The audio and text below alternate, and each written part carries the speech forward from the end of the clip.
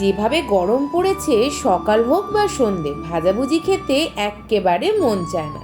তাই সুজি, ওট, সবজি দিয়ে বানিয়ে ফেললাম স্বাস্থ্যকর সবজি ধোকলা, যা খেতেও টেস্টি আর বানানোর কোনো ঝঞ্ঝাট নেই।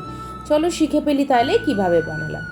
সুজি আর ওটসকে মিক্সিতে মিহি গুঁড়ো করে নিয়ে তার মধ্যে একে একে গ্রেট করা গাজর, মটরশুঁটি, দই, নুন, আদা কাঁচা লঙ্কা বাটা, সামান্য হলুদ, হিং, কারি পাতার তড়কা আর জল দিয়ে একটা মিডিয়াম ঘনত্বের ব্যাটার বানিয়ে 20 মিনিট রেস্টে রাখতে হবে।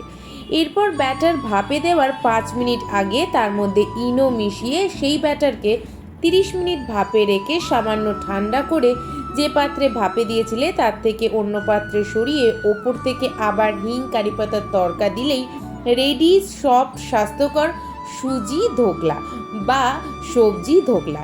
এই রেসিপিটা ভাল লেগে থাকলে অবশ্যই কিন্তু একটা লাইক করো, কমেন্ট করো, আর খুব ভালো লেগে থাকলে শেয়ার করো। টাটা। এই গরমে সবাই সুস্থ থেকো আর ভালো থেকো।